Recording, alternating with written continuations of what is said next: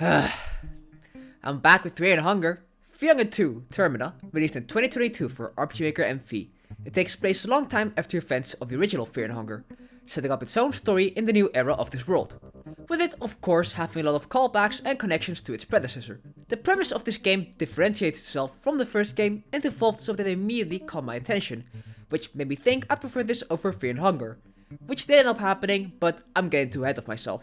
Since the combat is still the same, and just the overall tone of the game is the same, I don't really have much to say about it in that aspect. So I'm thinking that I'll do this video just more focusing on the changes and improvements compared to the previous. If you want my thoughts on more of the core aspects of the game, like the combat, please watch my video on Fear Hunger 1. Like in that video, I'm not gonna get deep to the lore or the story of the game, since I do still believe that I'm not the best person to explain that. So for that reason, this video will be mostly spoiler free. I will say that, like in the first game, I am a really big fan of the way the world building is handled. That said, I would still like the main narrative to be a little bit deeper, but compared to the first game, it's a major improvement. Alright, real quick, the things are still the same. The core combat is the same. The mutilation system hasn't changed a lot from what I experienced, aside from items and skills being more relevant during combat. The way of storytelling is still the same. By that I mean that the focus isn't on following concrete story, and it's more set in the world building. And the last thing that's the same is this game being fucking hard. Unfairly so, just like Fear Hunger 1. That said, the saving in a bed requiring coin flip is fully gone now from the normal difficulty. Instead, now we have pitfalls which will kill 3 hours of progress in an instant. Sure look those pixels better, dummy. The real changes this time around come from the setting, premise, characters, and core gameplay. For the core gameplay, in Fear Hunger 1 it was about exploring this dungeon, while in this game it's all about exploring a town and trying to get to the tower.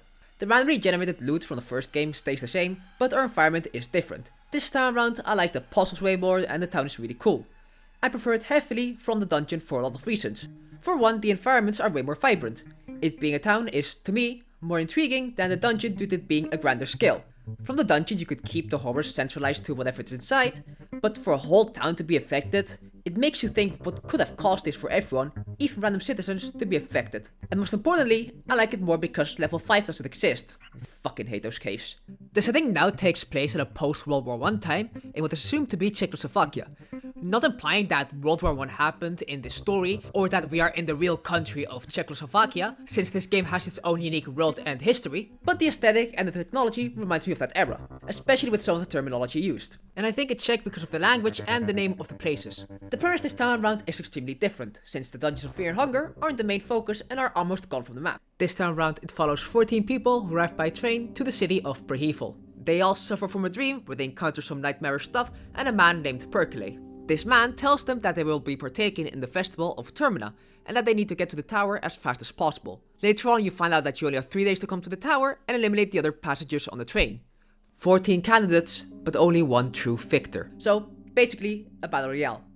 Which works well for me since I fucking love death games. Keep an eye out for a video sometime in the future about them. Not gonna say when. Then I learned that this was set up almost identically to Majora's Mask, the best Zelda game ever made. I'll die on this hill, and I'm already sold. With it borrowing ideas from Majora heavily, they also borrow the core gameplay loop of that game, which would end up being more infuriating than what I thought. Like I mentioned before, RNG saving was removed.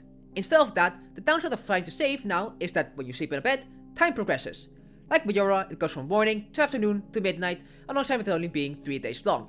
So you can only save 9 times in total in your run. Unless you use a Book of Enlightenment, which are so fucking rare, I never encountered one in my playtime. With that, you are put in an extremely tough situation, considering when/if you want to save, because the second you do, time will progress. Which means that you have one less save file to use before you get an ending. But it also means that the world around you changes. When time progresses, characters change. They either move to different places, change behavior, or may end up even dying. The game also ends up becoming harder in my opinion, since tougher enemies start showing up in some locations. And also it's harder due to there being a smaller pool of characters to recruit. And there isn't a magical way to go back in time while keeping your progress. So you may at some point reach a moment where you save too many times and exhausted some options. So this can make you heavily reconsider the amount of progress you've made up to this point, and maybe even convince you to reload another save file. That's why, for example, it says I have 50 hours on Steam, but only 4 in my actual run. There's a reason why the Majora's gameplay loop hasn't been used since then, due to how fucking brutal it is. But for a game that plays into the aspect, it fits like a glove. That's really everything I have to say for the core gameplay and the premise. It still plays into the crazy world building, and this town has a lot of cool lore to piece together. I had a blast exploring what's up with this town and discovering the mystery of what happened to it. I preferred heavily over Fear Hunger 1, simply because I'm a bigger fan of these type of settings. The big issue I had in the previous installment have gotten a major improvement in this game, those being the characters and the requirements for the ending. In the first game, I felt that the characters just fell a bit too short. Legarde and your playable characters are fine enough, getting their own backstory and motivation, but I would have liked to see a bit more of themselves shine through outside of the intro or when you recruit them. I just didn't really think they were interesting, aside from Enki, but that's because he has cool skills. These are just more classes than actual characters. That's why when you choose to play as one, the name of their class shows up instead of their actual in-game name. This time around, all the characters, playable and non-playable, feel very distinct from each other and have their personalities shine through most of the game. And I'm going to actually give you a quick rundown on the characters, both what the character is like and what influence they have on the gameplay, since they all have their own strengths, which are especially important with it being a battle royale. And also since I actually do really like these characters because they're really interesting. So let's go in order. First off, we have Levi, or Leffy, I don't really know. A child soldier with an extreme case of paranoia, which even develops into a heroin addiction. Due to his expertise as a soldier, he is very proficient with any firearm. If you shoot someone with a gun, they most of the time will die. Very realistic, I know. Next up we have Marina, a follower of the occult, who is pretty knowledgeable on all things having to do with the matter. Due to her knowledge of the occult, she is able to use almost supernatural powers to strengthen herself and others by engraving sigils onto them. These give you specific stat bonuses depending on the sigil, and she also has an easier time using spells. Dan? Not sure. A doctor and believer in all types of medicine, occult or professional. He is very calm and collected and tries to rationalize everything he can surrounding him, which can be seen with how he interacts with the town. He's able to cure most status effects by using harvested organs, and he also knows the weak spots of the human body. His steady hand as a surgeon is able to give him an accuracy bonus for attacks.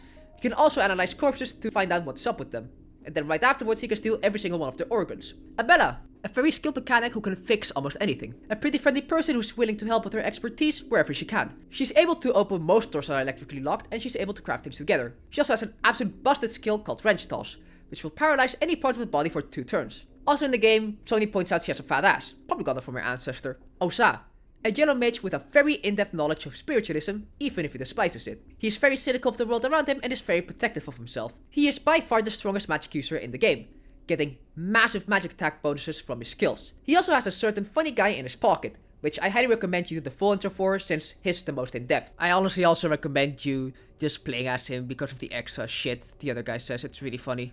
Olivia, an university graduate specialized in botanics, occult and professional, just like Dan. Her personality is just basically Velma and she has a wheelchair. Whee! Due to her knowledge as a botanist, she can make the strongest healing items in the game, and she even unlocks the ability to harvest some specific items from plants, which can be used to heal your party or to poison the fuck out of your enemy. I love damage over time. Marco, an underground boxer who is specialized in unarmed combat. His personality is very reserved, but opens up to those who are close to him. If you play as him, you will get a reminder that weapons aren't shit, being easily the strongest character in the early game. When he's not using any weapons, he will get a big damage boost and also hit twice for every attack. He also has a higher evasion due to his knowledge in the ring and gets stronger the longer the fight goes on. Playing as this guy is basically easy mode as he can carry you through almost everything. And the last playable character we have is Karen, a journalist trying to uncover the mystery of this town and get a big scoop. Her personality is very combative since she has a very specific goal in mind. The rest of the passengers can fuck off for all she cares. She knows how to talk herself out of situations, with her persuasion skills being able to give you an upper hand during combat, like with a stun bonus for example. She can also lockpick any door and is able to flee easily. I don't know what that has specifically to do with journalism, or like being a journalist, but I guess she's just a Frank West. Hey, I know, everybody's already made that joke, but I just really fucking missed Dead Rising, okay? I wish 4 never happened. Those are the playable characters. The non-playable characters I don't have a lot of info on, since they aren't playable, so I'm gonna give them a quick rundown. Samari is an insane cult follower who also has some stalkerish tendencies. Henrik is a fuckboy chef who I actually barely encountered in my playthrough. Tanaka is a businessman who... Fuck, he died midway in my sentence. Caligara is Tony Soprano if he were an even worse person. Puff is a lieutenant for the Bremen army who is probably enjoying the battle royale. And August is really fucking cool. He parkours through the city and I wish he were playable. All these characters feel more dynamic and alive in the actual game. I feel like the personalities are distinct enough that I can actually tell what they're about just by observing their actions. A good example of that is with Osa. Walking around the city you can encounter him blocking certain routes, wanting you to stay away or he will use force against you, which he does do if you try to get close. So you can see him being very careful of the people around him, which plays into his personality. It was handled so well I had no idea how to fucking recruit him. Fucking asshole, should have joined my party. This is the case for almost everyone in this game this time around. The quantity and quality of characters in this game is greater than Fear Hunger 1 in my opinion, and I am happy with this improvement. Also, like I mentioned, with the premise being a battle royale, the character you choose will heavily influence how hard the game is. with some being extremely overpowered. Marco. That's why I picked Olivia, because I wanted to suffer. Also, I want to talk a little bit about Olivia because she has a mechanic which fucking blew my mind. Olivia has a wheelchair. Because she's crippled. She can't fucking move. And this wheelchair isn't for show. Olivia's wheelchair actually interacts with the world. You can equip and unequip it at any time. Unequipping it makes you have to crawl around. This is the only way you can climb upstairs as Olivia. If you try to climb stairs using a wheelchair, it will push you to the bottom. No matter where on the stairs you are, it will lead you to the bottom, even building up momentum as you roll a bit further ahead depending on how big the stairs were. Which, I have no fucking idea what magic is going on to implement a mechanic like that. How the fuck did you make gravity work in this game? Too bad we will never get over the issue of horizontal stairs in RPGmaker games though. Sorry, let's get back on track. The second thing I'm really happy with is the requirements for the endings. My biggest problem with Fear Hunger 1 is that for the absurd amount of endings that are out there, it's almost impossible to find out how the fuck to get them without looking it up online. I have no idea how people find out about the S ending requirements, for example. In this game, aside from only having 3 endings instead of 9, all of them are really straightforward.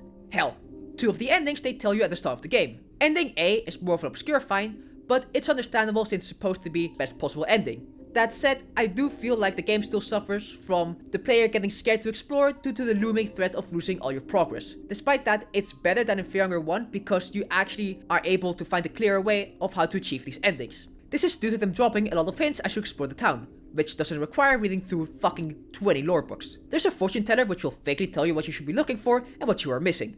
To me, I can actually believe that people found a way to naturally get the ending requirements without having to use a wiki.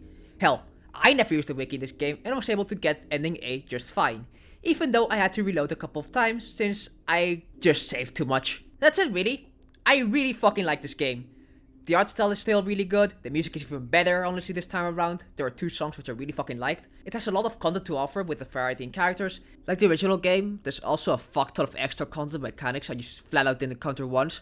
So it's best you find those yourself, since it's almost unique for everyone. I enjoyed the setting and premise more than the original. There are a lot of quality of life changes to this game compared to the previous, like the affinities and ritual cycles being way more important. Thank you for making Sylva heal body parts. Holy fuck, that was a lifesaver. Basically, I had fun with it, even though I do believe that the amount of progress you can lose is too brutal at times. But in the end, it's a trial and error game. I already thought that Fear Hunger 1 was really high quality, and I think that this game is of even greater quality than that. And it's still ongoing. The developer is planning on adding some new content soon and improving their game even more. I'm pretty sure he's even planning on making more characters playable, which is really fucking cool, and it is really good to see that the developer wants to put more love and work into this game. So I'd really recommend you buying the game and enjoying those updates when they release. These games are really fucking good, but it is catering to a very specific niche, and they are made to be hard as fuck. So if you're not into that, then it's definitely not for you. But like I said, I love these games. I am putting Termina above Fear Hunger 1. And with that, I think I'm finally fucking done with playing games that are made to enrage me. Before I finish the video off, if you have any thoughts on the games that I may cover in the future, please email me at this address. It can be anything surrounding any of these games, which I will keep in mind and maybe use in a video when I get to it. This same list should be in the description of my YouTube channel as the paste bin. I will keep this updated whenever I play a game and remove it accordingly. Anyhow, on to the next game.